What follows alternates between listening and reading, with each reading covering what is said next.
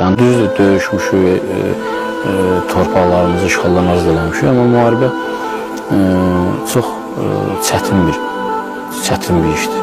Ona görə ki, orada döyüş yoldaşları, qardaşlarımız şəhid oldu.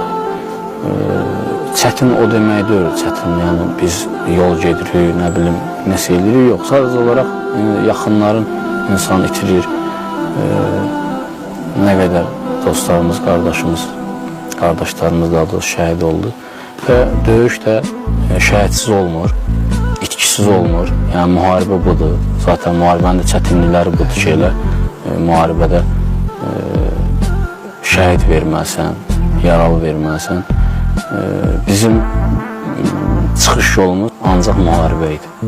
Ancaq müharibə idi, çünki onlar heç də sülhən, o şeyə qəbul deyil idilər.